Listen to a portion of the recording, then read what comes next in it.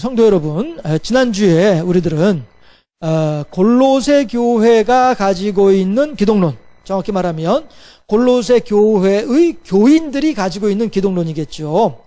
그 기독론과 그들의 기독론에 대해서 그것은 아니고 이것이 정확합니다 라고 이야기하는 바울의 기독론을 함께 생각을 해보았습니다. 이것이 15절, 16절까지 내용이었고요. 그 내용을 또 간략하게 한번 요약하면 보이지 아니하는 하나님의 형상이라고 했습니다. 그렇죠? 하나님은 우리들의 눈에 보이지 아니하십니다. 그러나 그 우리들의 눈에 보이지 아니하신 하나님이심에도 불구하고 그 하나님께서 간절하고도 간곡하게 소망하시는 것이 있는데 그 소망하시는 것이 뭐라고요? 우리 사람들과 더불어서 교제하고 교통하는 것이란 말씀이죠. 다시 말해서 사람들과 더불어서 함께 사랑하기를 바라시는 분이 하나님이시다 하는 겁니다. 그래서 그 하나님께서는 우리들과는 차원이 다른 예배 때에 제가 또 1차원, 2차원, 3차원에 대해서 여러분들한테 설명을 해드렸잖아요. 우리 사람들은 선과 높이와 넓이의 3차원 안에 살아가는 존재가 사람이에요. 그러나 사람은 3차원 안에서만 살지 3차원 너머의 세상에 대해서는 알지도 못하고 알 수도 없는 것이 인간의 한계입니다. 왜 우스갯소리로 그런 말을 하잖아요. 그 파리 군하고 하루살이 양이 데이트를 했어요. 그리고서 저녁에 헤어지면 파리 군이 하루살이 양에게 이렇게 얘기를 하죠. 하루살이 양, 오늘 즐거웠습니다. 내일도 다시 우리가 데이트를 할 수 있으면 좋겠습니다. 라고 했더니 하루살이 양이 뭐라고 해요? 내일이 뭐예요? 라고 얘기를 하죠. 우스갯소리이긴 합니다만은, 하루살이에게는 내일은 모르는 거예요. 하루만 살고 있으니까. 이게 하루살이의 한계인 것이죠. 아무리 파리 군이 하루살이 양에게 내일에 대한 개념, 투마로우에 대한 개념을 아무리 이야기를 해주더라도 하루살이 양은 내일을 살아본 적이 없기 때문에 내일을 이해할 수 없는 거예요. 똑같이 사람도 3차원 안에서만 살고 있기 때문에 3차원 너머의 세상에 대해서는, 그곳에 대해서는 알 수도 없고 알 방법도 없는 것이죠.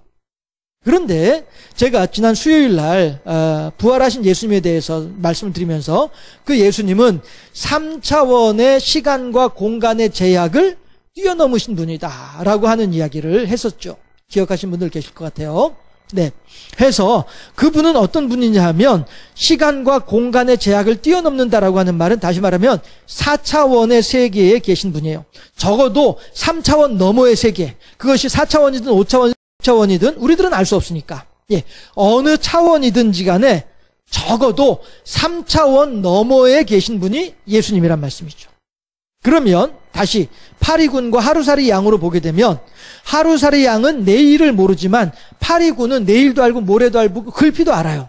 그렇죠? 그리고 또한 파리군은 하루살이가 알고 있는 오늘도 물론 알고 있고요. 이것이 차원의 문제인 것이죠. 하루살이 양과 다름없는 3차원 안에 있는 사람들은 우리들이 눈에 보이는 이것만 알고 있을 뿐이에요. 그러나 파리군과도 같은 하루살이 양의 차원의 바깥에 있는 그 존재는 하루살이가 알고 있는 것보다 더 많은 것을 알고 있죠. 예수님께서는 사람보다 더 많은 것을 알고 계신 분이 예수님이시다 한 거예요. 그러니 꼭꼭 걸어 잠근 문, 그 단단한 벽을 뛰어넘어서 초월해서 그 방 안으로 들어오실 수 있는 분이 예수님이란 말이죠. 또한 어느 누구도 그 문을 열고 안녕히 가세요 배웅한 사람이 없음에도 불구하고 예수님은 그 방을 나가셨단 말씀이죠. 시간이 지나서 빌립이 그 방으로 들어왔을 때에 예수님께서도 또다시 나타나시죠. 누구도 그 방의 문을 열어주었다라고 이야기한 사람은 아무도 없습니다. 예수님은 그렇게 시간과 공간을 초월하시는 분이 예수님이시란 말씀이죠. 그러면 제가 보이지 아니하시는 하나님의 형상이라고 했어요. 예수님이 이 15절에서. 그렇죠? 왜 그렇습니까? 하나님께서 율법을 통해서 나는 이런 모습이야, 나는 이런 모습이야 라고 하는 것을 사람들한테 알려주셨음에도 불구하고 사람들이 이해를 못하는 거예요. 마치 파리군이 하루살이 양에게 내일에 대한 개념을 설명을 할 때 이해할 수 없는 것과, 그러니 율법으로는 아무래도 이 사람들에게 하나님의 뜻을 온전하게 드러내기에 부족함이 있구나 하는 것을 생각하시게 된 하나님께서는 이를 어찌 해결할꼬 하시다가, 그래, 그렇다 한다면 내 아들 예수를 사람의 몸을 통하여서 사람들에게 보여주게 되면 그러면 사람들은 나에 대해서 알겠거니 라고 하신 거예요. 그래서 15절에서 보이지 아니하는 하나님의 형상이다 라고 이야기를 한 겁니다. 하나님께서 당신의 모습을 당신의 아들이신 예수님을 통하여서 우리들에게 보여주셨다는 것이죠. 이게 바울이 가지고 있는 기독론이고요. 우리 기독교에서 가지고 있는 기독론의 요체인 것입니다. 이어서 모든 피조물보다 먼저 나셨다. 예수님이요. 여전히 예수님에 대한 소개의 글이죠. 모든 피조물보다 먼저 나셨다. 이 말은 다시 말하면 16절에서 그에 대한 추가, 보충, 설명을 하고 있죠. 더욱더 정확한 내용으로 사람들이 이해하기 쉽게 설명을 하고 있습니다. 16절에서 뭐라고 해요? 만물이 그에게서 창조되었다 라고 얘기를 해요. 15절 하반절에서 모든 피조물보다 먼저 나셨다 라고 하는 이야기나, 만물이 그에게 16절 상반절에서 만물이 그에게서 창조되었다 라고 하는 말은 한 짝인 거예요. 한 짝으로서 그분이 누구예요? 예수님이에요. 누구예요? 하나님께서 세상을 창조하실 때에 하나님의 창조 사역에 동참하신 분이 예수님이란 말씀이죠.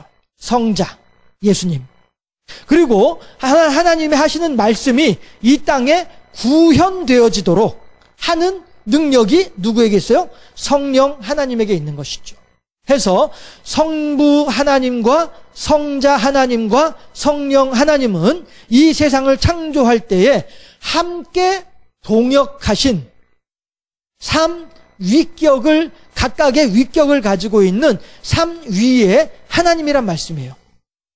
해서 여기서 이제 그 내용을 설명을 하고 있는 것이죠. 예수님께서도 만물의 창조주로서의 기능을, 역할을, 능력을 계신 것을 바울은 분명하게 공표하고 있는 것입니다.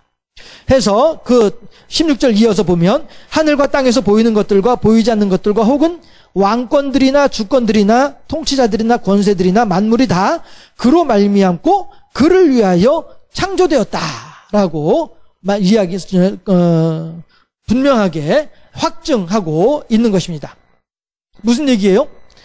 이 세상의 모든 것들은 하나님께서, 그 하나님이 성부 하나님이든 성자 하나님이든 성령 하나님이든 관계 구분할 필요가 없이 하나님께서, 창조주께서 이 세상을 창조하실 때에는 어떻게 창조하신다고요? 다 의미와 목적을 가지고 창조를 하신다는 것이죠.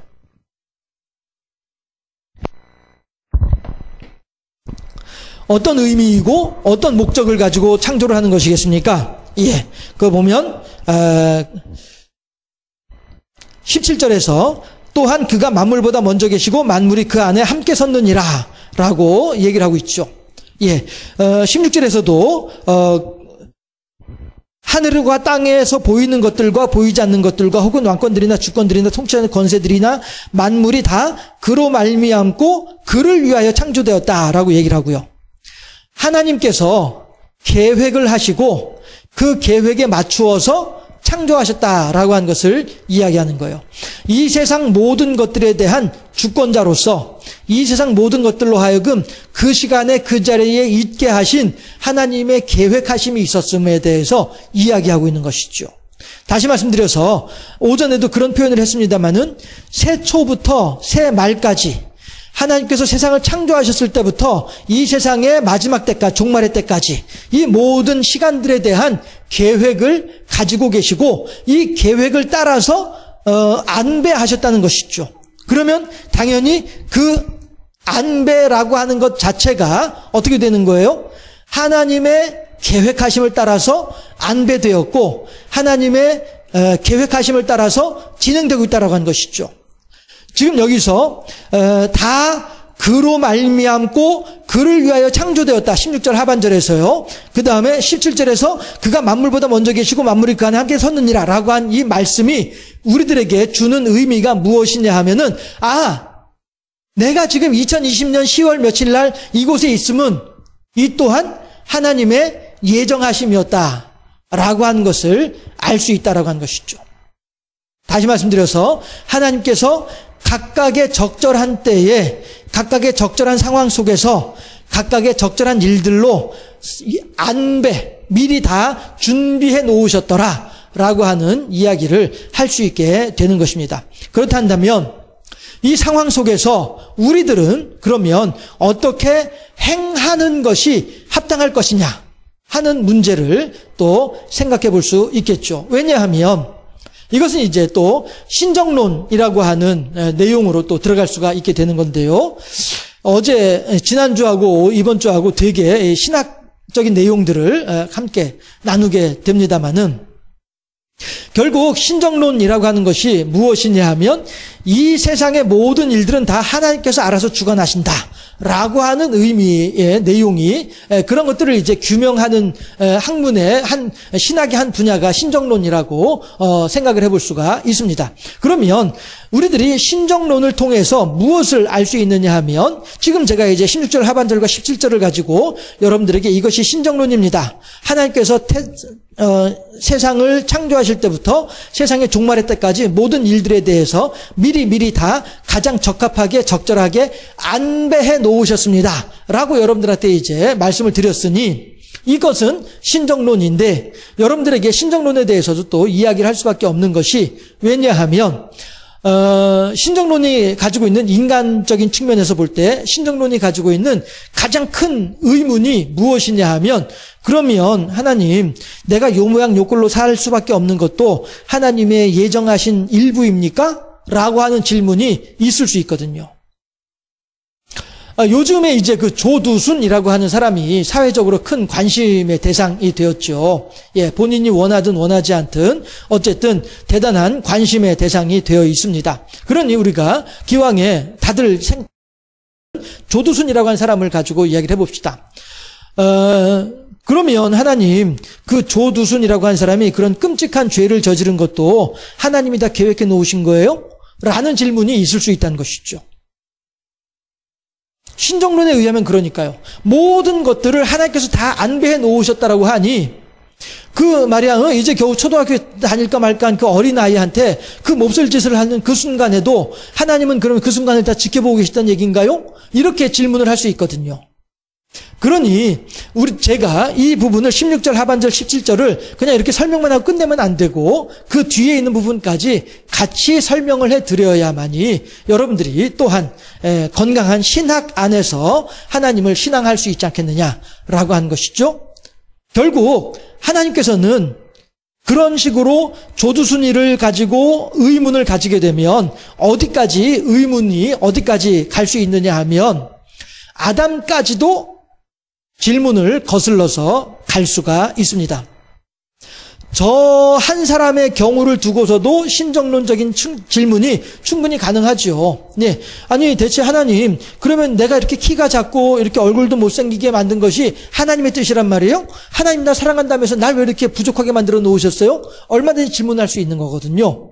그러니 이것에 대한 해답을 찾기 위해서는 결국에는 거슬러 올라가서 첫 번째 질문까지 갈 수 있어야 되겠다는 것이죠. 그리고 그에 대한 해답을 가지고 오늘 나의 삶 가운데 적용을 하게 되면 그렇게 또 모든 이들의 삶 속에서 신정론적인 해답을 발견할 수가 있거든요. 그래서 결국 질문을 거슬러 올라가다 보면 어느 질문까지 올라갈 수 있느냐 하면 그러면 하나님 아담이 동산 중앙에 있는 선악을 알게 한 나무 열매를 따먹는 그 순간에도 그것조차도 하나님께서 안배해 놓으신 겁니까? 그때에도 하나님께서 그렇게 될 줄 알고 계셨던 겁니까? 그렇다면 하나님 왜 아담을 말리지 않으셨어요? 아브라함은 이삭을 죽이려고 할 때 아브라함을 말리셨던 하나님 아닙니까?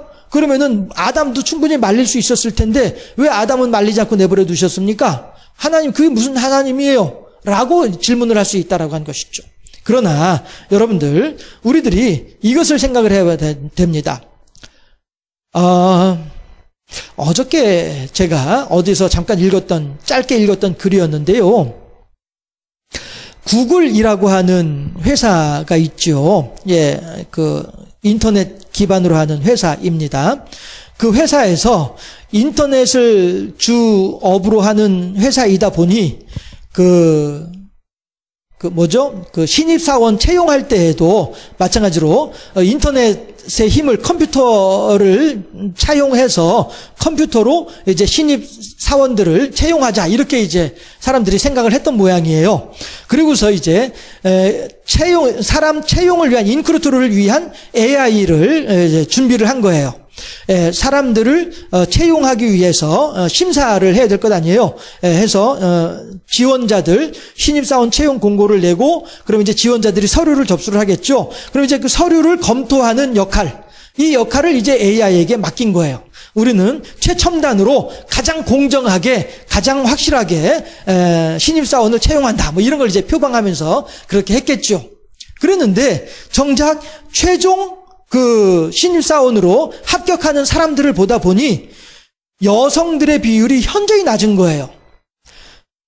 대부분이 남성들로 신입사원이 채용이 되더라 하는 것이죠. 그래서 사람들이 이거 왜 이래 하고서 살펴본 거예요. 그랬더니 AI이다 보니 기존의 세상에 떠돌고 있는 모든 정보들을 취합을 해가지고 그 정보를 기반으로 지금 나에게 이력서를 내밀고 있는, AI에게 이력서를 내밀고 있는 이 사람을 판가름하려고 하다 보니, 그러다 보니 역시나 아직까지도 전 세계에 떠돌고 있는, 인터넷상에 떠돌고 있는 데이터들이 남성 중심적인 데이터들이더라라고 하는 것이죠. 그렇게 하다 보니 그 데이터를 가지고 지금 내 앞에 있는 이 이력서, 응시 원서를 검토를 하다 보니 여성들에 대해서는 아무래도 점수가 깎일 수밖에 없고 남성들에 대해서 상대적으로 높은 점수가 갈 수밖에 없는 그런 구조이더라, 이거예요. 그래서 구글에 있는 사람들이 그 AI를 치워버리고 자기네들이 직접 서류 심사를 하는 이런 일들을 하게 되더라. 이게 바로 컴퓨터가 가지고 있는 한계입니다. 제가 다시 말씀드릴게요. AI라고 하는 첨단 시스템을 가지고 신규 신입사원을 채용하려고 하다 보니 여성들은 아무래도 차별을 당하고 남성들이 더 많은 혜택을 받게 되더라. 왜 그런가 보았더니 AI의 기반이 되는 데이터들이, 정보의 내용들을 보니 이것이 주로 남성 위주의 정보가 돌고 있더라라고 하는 것이죠. AI는 앞에 있는 이 서류를 가지고서 판단을 할 때에 내게 있는 데이터만 가지고서 판단을 할 수밖에 없는 거예요. 그렇게 하다 보니 내게 있는 데이터가 남성이다 보니 남성만 합격을 시키고 여성은 탈락시켜버리고 마는 이런 불합리한 일들이 벌어지더라는 거예요. 그게 AI 잘못인가요? 아니죠. AI의 잘못은 아닙니다. 그러나 AI의 한계인 것은 분명하죠. AI는 거기까지밖에 못하는 거예요. 그러니 구글의 인사 담당자들이 안 되겠다, AI는 치워버리고 우리가 직접 서류 심사를 우리가 직접 해야 되겠다. 사람이 할 수 있는 일과 기계가 할 수 있는 일의 차이가 여기에 있는 것이죠. 자, 제가 왜 이 말씀드리냐 하면은 하나님은 보이지 않는 하나님의 형상이시오 라고 하면서 예수님을 이 땅에 보내신 이유에 대해서 바울이 이야기를 하고 있습니다만은, 하나님은 어떤 분이세요? 우리와 더불어서 사랑을 나누고 우리와 더불어서 마음을 나누기를 원하신 분이 하나님이시란 말씀이 있죠. 그런데 마음을 나누려면은 어떻게 해야 됩니까? 사람들이 자발적으로 하나님께서 기뻐하시는 그런 일들을 할 수 있을 때 이게 교제와 교통이 되어지는 것이죠. 그렇지 않아요? 저는 TV 동물농장이라고 하는 프로그램을 즐겨 봅니다. 물론 텔레비전으로 직접 실시간으로 볼 수는 없고요. 인터넷을 통해서 보고 있는 상황이죠. 근데 그걸 보면서 저는 하나님과 우리들과의 관계에 대해서도 자주 생각을 해보게 됩니다. 예. 짐승들은 내게 먹을 것을 주는 사람에게 꼬리를 흔들고 내게 먹을 것을 주는 사람에게 순종하는 것이 짐승이에요. 내게 먹을 것을 주지 아니하고 나를 해코지하게 되면은 절대 내게 꼬리를 흔들지 않고 나를 조아하지 않습니다. 도리어 이빨을 드러내고 으르렁거리면서 물려고 하죠. 이게 짐승이죠. 그게 무슨 얘기냐면은 짐승들은 알고 있다는 거죠. 저 사람이 나에게 선하게 대하는지 나에게 악하게 대하는지를 짐승들은 알고 있다는 것이죠. 그래서 나에게 악하게 대하는 자들에 대해서는 사람들에 대해서는 이빨을 드러내고 물려고 하고 적대감을 표시하는 것이고 나에게 선하게 대해주는 사람에게는 꼬리를 흔들고 가서 혓바닥으로 핥아대고 이렇게 하는 것이 짐승들이란 말이죠. 그러면 사람들이 어째서 그런 동물들과 함께 생활하면서 동물들을 같이 지내려고 하는 이유가 뭡니까? 교감하려고 하는 것이죠. 사람 간에 교감하기는 어려우나 짐승과 교감하기는 훨씬 쉽거든요. 왜냐하면 짐승은 똥 잘 치워주고 같이 놀아주고 먹을 거 주고 이렇게 하면 그 짐승은 절대 나를 배신하지 않거든요. 그런데 사람들은 어떻게 합니까? 나를 이용만 하고 내 등을 쳐먹고 이 설교 중에 하는 용어로는 좀 어떨지 모르겠습니다만은 그냥 우리가 흔히 관용적으로 사용하는 말이니까 그냥 내 등 쳐먹고 도망가 버리고 말고 배신하고 이게 사람이잖아요. 그러다 보니 사람과의 관계를 힘들어하고 있는 사람들이 사람과의 관계보다는 짐승과의 관계를 통해서 사람과의 관계 통해서 얻지 못하는 만족감들 이런 것들을 짐승과의 교감을 통해서 만족하려고 하는 것이 이른바 펫 문화, 애완동물의 문화에 저변에 깔려있는 기본 심리라고 저는 그렇게 이해를 하고 있어요. 그러니 현대사회가 다양해져 가면서 사람 간의 관계가 더욱더 복잡해져 가고 미묘해져 가는 이 속에서 사람들은 피곤한 사람들과의 관계보다는 상대적으로 덜 피곤하고 보다 더 쉬운 짐승과의 관계에 더욱더 마음을 쓸 수밖에 없는 것이 어떻게 보면 또 현대 인간이 처해 있는 현실은 아닌가 이런 생각도 또 해보게 됩니다. 어쨌든 그 짐승들은요 자기 스스로의 판단의 기준이 무엇이냐 하면은 나한테 선하게 대하는지 나한테 악하게 대하는지 나에게 먹을 것을 주는지 나한테 몽둥이를 주는지 나에게 손길로 쓰다듬어 주는지 아니면 나를 주먹으로 때리는지 이런 걸 기준으로 짐승들은 사람과의 관계를 어떻게 설정할지에 대해서 판단하고 있다는 것이죠. 하나님께서 사람을 선택하시고 사람과 함께 교감하고 교통하고자 하실 때 하나님은 그러면 우리들을 애완동물 취급하실까요? 지금 저는 신정론에 대해서 여러분들한테 말씀을 드리고 있습니다. 하나님은 우리들을 애완동물 취급하시나요? 그건 아니라는 것이죠. 하나님은 우리들을 절대 애완동물처럼 우리들을 취급하신 하나님은 결코 아닙니다. 우리가 그것을 어떻게 알 수 있느냐 하면은요, 하나님은 우리들의 부모이시잖아요. 이단 종파 중에는 왜 하나님을 아버지라고 부르느냐, 하나님은 어머니다 이렇게 하는 이단 종파들도 있긴 있습니다만은 어쨌든 하나님은 우리들한테 부가 됐든 뭐가 됐든 아무튼 하나님은 우리들의 페어런츠예요. 우리들의 주 양육자예요. 우리들을 돌보아 주신 분이 하나님이세요. 그런데 우리도 마찬가지로 하나님의 마음을 엿볼 수 있는 기회가 있어요. 어느 때예요? 우리가 부모가 됐을 때. 요즘엔 그런 광고가 안 보이고 있습니다만은 전에 그런 공익 광고 있었죠. 막 출산한 딸을 이제 친정 엄마가 찾아와요. 그랬더니 침대에 누워있는 딸이 일어나지도 못하고 힘이 빠져가지고 일어나지도 못하고 와서 앉아있는 엄마 손을 이렇게 붙잡으면서 눈물을 흘리죠. 그러면서 엄마 마음을 이제 알 것 같아 이렇게 하는 광고가 공익 광고가 있었습니다. 내가 자식을 낳아보니 나를 낳았던 내 엄마의 마음을 알 수 있겠어 라고 하는 그런 내용이지요. 하나님은요, 우리들을 애완동물 취급하기 하면서 우리들을 돌봐주는 그런 분이 결코 아닙니다. 그러면 자, 다시 공익광고로 돌아와서 그 딸은 그러면 지금까지 어떤 딸이었었어요? 엄마를 알긴 알았지만 내가 직접 애를 낳아보니 엄마가 어떠한 마음이었던지에 대해서 한 번 더 알게 된다는 것이죠. 이게 부모 자식의 관계입니다. 부모 자식의 관계는요, 그 부모가 자식에게 좀 서운하게 하더라도 자식이 나이 많아져서 어른이 된 자식이 이제 노인이 돼버린 부모를 향하여서 서운한 마음이 있더라도 그것을 가지고 부모님을 원망하지 않습니다.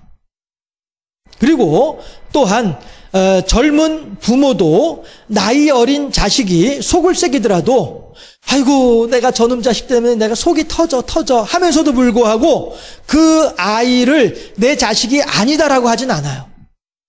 그 자식을 미워하진 않는다는 것이죠. 제가 상담을 했던 케이스 가운데 아버지가 그런 얘기를 해요. 아이고 저 녀석 얼른 내년 돼가지고 성인이 됐으면 좋겠어요 라고 얘기를 해요. 왜? 아직 미성년자이다 보니 그 녀석이 저지르는 모든 일들을 아버지인 자기가 다 책임져야 되는 거예요. 그래서 지금까지 한 5천만 원 정도 대략 그 아이 밑으로 들어갔더라 라고 얘기를 해요. 그 5천만 원, 야, 누군가 나한테 5천만 원을 가지고서 이렇게 장난을 쳤으면은 저는 그 사람 안 볼 것 같아요. 그런데 아버지이다 보니, 그리고 내 자식이다 보니, 내 자식이 저지른 일들은 내가 감당을 해줘야 되는 거예요. 아이고, 저 녀석 빨리 내년이 돼서 성년이 돼서 성인이 됐으면 좋겠어요. 라고 말을 할 때에도, 그때도 왜 그렇게 말한 줄 아세요? 방금 전에 2천만 원 정도 또 해결해 줬거든요. 그러니까, 아이고, 빨리 커서 성인이 되면 그러면 더 이상 이제 부모로서의 법적인 책임은 없으니까 더 이상 부모로서의 법적인 책임은 없으니까 빨리 성인이 됐으면 좋겠다라고 하는 그런 아버지도 만나본 적이 있어요. 이게 사실 웃을 일은 아닙니다만 네. 그 아버지는 얼마나 속이 타겠냐 하는 거예요.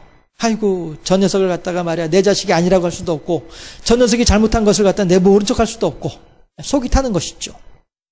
그럼에도 불구하고 그 아버지는 어떤 아버지예요? 여전히 그 아들을 내 아들로 인정하고 내 아들로서 사랑하고 내 아들로서 존중하고 있는 아버지인 것이죠.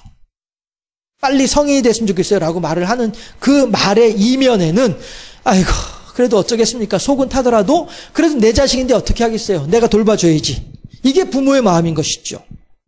말씀드렸죠. 나이 많은 자식이 노인이 된 부모를 향하여서 서운한 마음이 있다 할지라도 그래도 어떻게 해요? 그래도 내 부모니까 가서 기저귀 갈아채워 드려야 되는 것이고 예, 배고프다면 가서 밥 먹을 거 드려야 되는 것이고 이렇게 하는 것이죠. 이게 부모와 자식 간의 관계입니다. 때로는 좋을 때도 있으나 때로는 안 좋을 때도 있어요. 안 좋다고 해서 부모 자식의 관계를 끊어버립니까? 좋다고 해서 다시 부모 자식의 관계를 이어갈 수 있습니까? 그런 건 아니란 말씀이죠. 좋을 때나 안 좋을 때나 여전히 부모고 여전히 자식인 거예요. 행복할 때나 어려울 때나 여전히 부모고 여전히 자식인 거예요. 이게 부모 자식의 관계인 것이지요. 하나님께서는 우리들에게 부모 자식의 관계로서 우리들과 만나고 계신 분이 하나님이에요. 애완견은요, 지금까지 나한테 먹을 것을 주다가도 지금부터 때리고 이렇게 하면은 걔는 더 이상 그 사람을 향하여서 꼬리 흔들지 않습니다. 처음에 한두 번이야 할 수 있겠습니다만은 그것이 1년 지나고 2년 지나 보세요. 더 이상 그 주인에게 꼬리 흔들지 않는 것이죠. 이게 애완견이죠. 이게 애완동물들의 한계인 것이지요. 그러나 하나님께서는 사람들에게는 그것을 원하신 것이 아니라 나의 자발적인 결심으로 저 녀석이 아무리 나에게 속을 썩인다 할지라도 그럼에도 불구하고 나의 결정이 그래도 너는 내 자식이야. 이것이 부모의 자식을 향한 사랑이고 자기의 결정에 따른 결과인 것이죠. 마찬가지로 나이 많아진 자식도 노인이 된 부모를 향하여서 그 부모가 아무리 어떻게 할지라도 그래도 여전히 당신은 내 부모입니다 라고 얘기를 한 것이죠. 그 어른이 이제 치매가 걸려서 앞에 와서 이야기하고 있는 내가 당신 아들인지 당신 딸인지 당신 며느리인지 당신 사위인지도 알지 못하는 정도로 그렇게 정신이 없어진 그런 존재라 할지라도 그럼에도 불구하고 여전히 나의 부모는 부모인 것이죠. 이게 사람과 사람 간의 교감인 거예요. 짐승들로서는 도저히 이룰 수 없는 교감이 되는 것이죠. 하나님은 사람과의 관계를 사람이 짐승들, 애완동물들 돌보듯이 그런 관계로 하나님께서는 우리들과 관계하려고 한 하나님이 결코 아니라는 것이에요. 그러니 그 하나님께서는 우리가 때로는 하나님을 향하여서 속상하게 하는 그런 일들을, 즉 성경의 용어로 얘기를 하면 죄를 지을 때에도 그 하나님은 여전히 우리들을 사랑하고 계시는 것이죠. 아이고 네가 몰라서 그렇지. 아이고 네가 아직 잘 몰라서 그러는 거야. 내가 다 이해한다. 내가 다 알고 있다. 너 조금 지나면 괜찮을 거야. 내가 다 알아. 그러면서 여전히 우리들의 그 폐악질 속에서도 여전히 우리들을 향한 사랑을 저버리지 않는 분이 하나님이란 말씀이죠. 그 말은 다시 말해서 우리들에게서도 하나님께서는 우리들에게서도 그러한 하나님을 향한 순종, 결단에 의한 하나님을 향한 사랑, 이거를 하나님께서 원하고 계신다는 거죠. 즉 아담에게 다시 돌아오게 되면 하나님은 아담이 이 상황에서 선악을 알게 한 나무 열매를 먹을 것을 알고 계셨어요. 그러나 그것을 먹지 마라 막지는 않으셨어요. 왜냐하면 하나님께서는 끝까지 사람에게서 변화의 가능성을 보고 계신 거예요. 심지어 그 선악을 알게 한 나무의 열매가 손에 들려지고 이빨 사이로 잘라지고 잘라진 부스러기가 목을 타고 넘어가는 그 순간에도 하나님께서는 그 사람에 대한, 아담에 대한 하나님의 기대감을 저버리지 아니하시는 거예요. 이게 신정론이에요. 만약에 아담이 그것을 먹으려고 하다가 마치 백설공주 동화에서 백설공주가 독이 든 사과를 먹으려고 하다가 목에 걸려버리는 것처럼 아담이 그 사과를 먹으려고 하다가 목에 걸려버렸다. 그래서 아담이 죽었다. 이거는 하나님의 심판이죠. 죽음으로 말미암아 하나님의 심판이 이루어진 것이죠. 그러면 그 다음엔 더 이상 아담에게서는 그 어떠한 것도 기대할 수가 없습니다. 사람이 죽으면 어떻게 돼요? 죽으면은 그 뒤에 변화되는 것은 몸이 쓰러져가지고 없어져가는 것밖에 없습니다. 그 존재가 사라져버리고 마는 거예요. 제가 여러분들한테 한 번씩 말씀드리잖아요. 내셔널 지오그래픽 채널에서 봤던 바디파크라고 하는 다큐멘터리. 바디파크? 우리말로 굳이 바꿔서 표현을 하자면은 시체공원. 시신을 각종 형태로 죽어있는 시신들을 기증을 받아가지고 어떤 시신은 옷을 그대로 입힌 채로, 어떤 시신은 옷을 바짝 벗긴 상태로, 어떤 시신은 나무 그늘 아래에다가, 어떤 시신은 떼약볕 아래에다가, 어떤 시신은 물 위에다가 각각 놓고서는 그 시신이 부패해져가는 과정을 놓고서 다 살펴본 거예요. 그 채널을 보다 보니 결국 사람의 몸이라고 하는 것은 사라져서 없어져 버리고 마는 것이란 말씀이죠. 제일 먼저 변형되는 데가 어딘 줄 아십니까? 사람의 위장이에요. 왜냐하면 사람의 위장은 모든 음식물들이 들어왔다 나가는, 그렇죠? 입으로 들어와서 뒤로 나가니까 모든 음식물들이 들어왔다 나가는 통로이거든요. 그러다 보니 온갖 잡다한 기생충들이 득식을 하는 곳이 위장이에요. 그래서 가장 먼저 사람이 죽고 나면은, 신진대사가 멈추고 나면은 그 세균들이 증식하기 시작을 해요. 사람의 신진대사가 있을 때에는 그 저항 능력, 면역 능력으로 그 세균들의 꼼짝 못하게 세력을 준동하지 못하도록 꼼짝 못하게 딱 붙잡아 두고 있잖아요. 사람의 면역력이. 사람의 신진대사가 멈춰지고 나면은 면역력도 멈춰지고 나니까 제 세상을 만났다는 듯이 그렇게 박테리아들이, 세균들이 움직이기 시작을 하는 거예요. 그렇게 하면서 내장부터 상하기 시작을 합니다. 부패하는 거죠. 음식물 썩듯이 부패하는 것이죠. 부패하다 보면은 물이 나오고 수분이 나오고 또한 열이 나옵니다. 열이 나오다 보면 그 열이 어디로 빠져나가겠어요? 가장 먼저 빠져나가기 쉬운 곳이 사람의 입과 콧구멍으로 빠져나와요. 귓구멍하고. 이쪽으로 열들이 빠져나오는 거예요. 그렇게 하면은 그 축축한 수분과 더불어서 열이 빠져나오다 보니 팔이 콧구멍 아래에다가 알을 낳기가 딱 좋은 최적의 장소예요. 그렇게 시신이 썩어져 갑니다. 신정론은요, 그 순간에, 그 먹는 그 순간에 아담의 목을 탁 하고 쳤으면은 얼마나 좋았을까?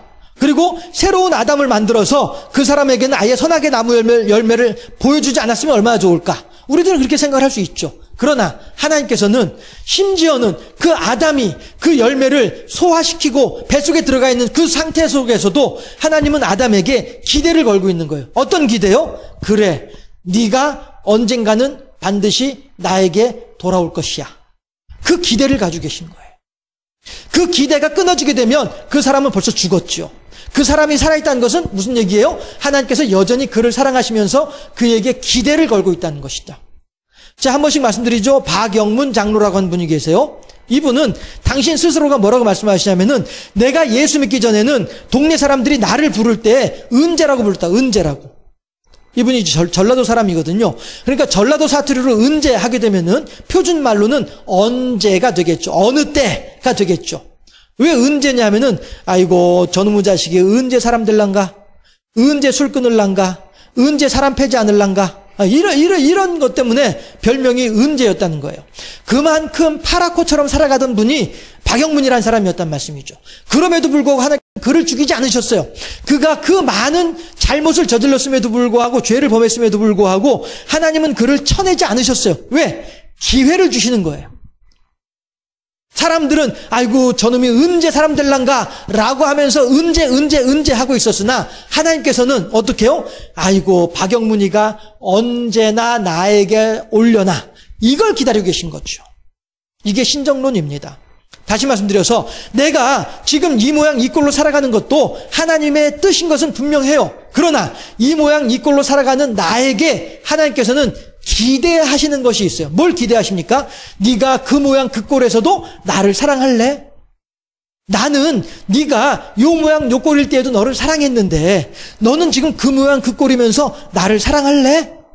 언제 나를 사랑할 거니? 언제 나에게 마음을 줄 거야? 이걸 기대하시는 분이 하나님이란 말씀이죠. 이게 신정론의 요체입니다. 하나님은 끊임없이 우리들을 기다리고 계시고 우리들에게 소망을 두고 계시고 우리들에게 기회를 제공하신 분이 하나님이세요. 우리들은 아직 안 죽었습니다. 우리들의 삶에는요 아직도 내일은 있고요 우리들의 삶에는 아직도 얼마든지 변화 기회는 우리들에게 앞으로도 있습니다. 적어도 우리가 살아있는 동안만큼은 언제든지 변화될 수 있습니다. 하나님은 그걸 기다리시면서 오늘도 여전히 우리들에게 변화될 수 있는 기회를 제공하고 계시는 거예요. 에덴 동산의 아담에게서도 변화될 수 있는 기회를 제공하시는 거예요. 왜? 사랑하시니까. 애완동물들은 사람을 보면서 그 사람이 나한테 잘해주면 꼬리를 흔들지만 나에게 잘 안 하는 사람에게는 꼬리를 흔들지 않고 이빨을 드러낸다라고 말씀드렸죠. 예, 이것은 애완동물과 사람과의 관계예요. 하나님은 우리들을 애완동물처럼 취급하신 하나님이 아니라니까요. 하나님은 우리들을 사람으로 취급하시는 거예요. 사람으로 대접해 주시는 거예요. 그러면 사람과 짐승이 다른 바가 뭡니까? 짐승은 지금 당장 내 마음에 안 들면 으르릉하지만은 사람은 지금 당장 마음에 안 들어도 폭넓게 생각하면서 그 사람과 나와의 사랑의 관계를 맺어갈 수 있는 것, 이게 사람이란 말씀이죠. 하나님을 향하여서도 마찬가지로 우리들은 하나님께서 하신 일들이 지금 당장에는 내 마음에 안 들고 내 성에 안 차는 일들이 있을 수 있겠으나 그것으로 인해서 우리가 하나님을 위해서 실망하거나 하나님을 외면하거나 하나님을 배척하거나 이런 것이 아니라 그럼에도 불구하고 저는 하나님을 사랑하나이다 라고 하는 고백을 할 때 이것을 하나님께서는 원하신다는 말씀이죠.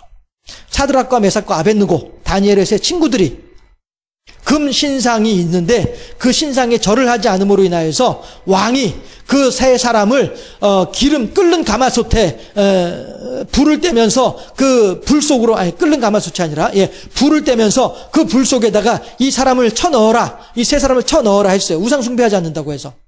그럴 때에 이 친구들이 뭐라고 얘기를 합니까? 왕이시여, 우리들은 결코 왕이 세운 금신상에 절을 하지도 아니할 거니와 또 당신들이 우리들을 그것으로 인하여서 저 불 속에 집어넣어서 우리들을 태워 죽인다고 하시는데 우리들이 저 안에 들어갔을 때에도 하나님은 결코 우리들을 죽이지 아니하실 것입니다.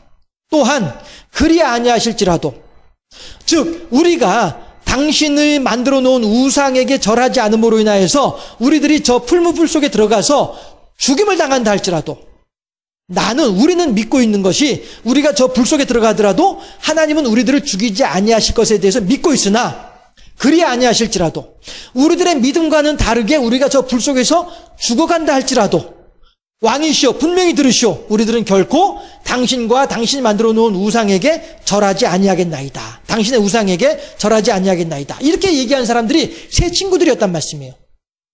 이건 무슨 얘기예요? 내가 죽어가는 순간에조차도 하나님을 향한 사랑을 버리지 않겠다라고 하는 것이죠. 하나님이 이걸 원하시는 거예요.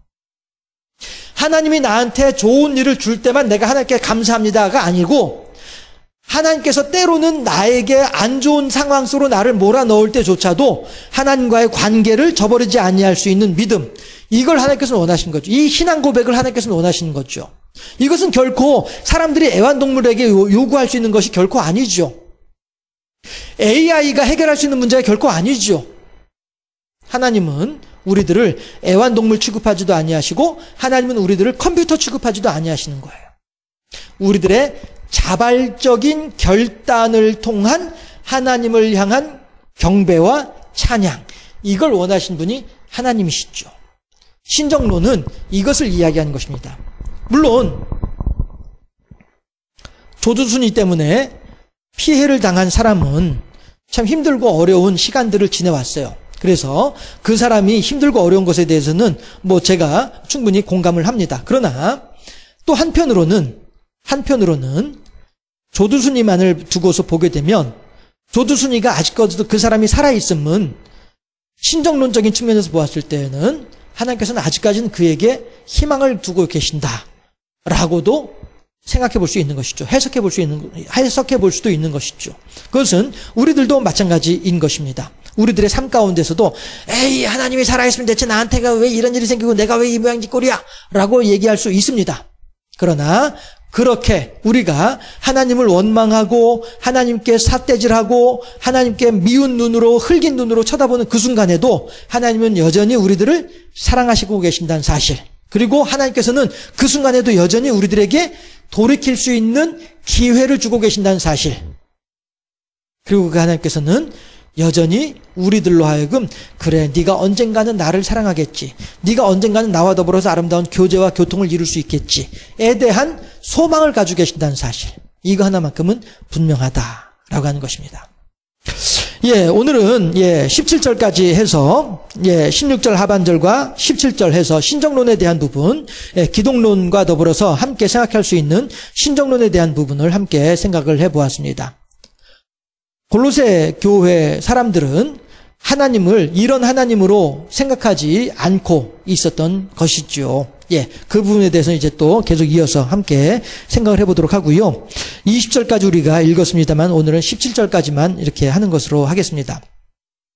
정리하자면 성자 예수님은, 성자 하나님은 성부, 성자, 성령을 굳이 구분할 필요 없이 하나님으로 우리가 이야기를 할 때 그 하나님은 우리들을 창조하신 하나님이시고 우리들을 창조하신 하나님께서는 당신의 계획을 따라서 가장 적절하게 안배해 놓으셨더라, 설계해 놓으셨더라 라고 하는 것이고요. 그 설계는 다 무엇 때문에요? 하나님을 향한 영광을 위하여서. 무엇 때문에요? 하나님과의 교제와 교통을 위해서. 왜요? 그렇게 해야 사람들도 복을 받으며 살아갈 수 있으니까, 복된 삶을 살 수 있으니까 하나님께서는 그렇게 하나님과 사람과의 관계를 맞추어서 설계를 해 놓으셨더라.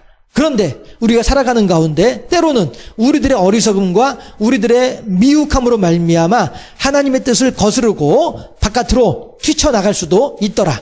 하나님께서 원하시는 것은 이러한 그 범주 속에서 하나님께서는 원하고 계시는데도 불구하고 사람들은 이 하나님께서 원하시는 바깥으로 뛰쳐나가는 경우들도 있더라 라고 하는 것이죠.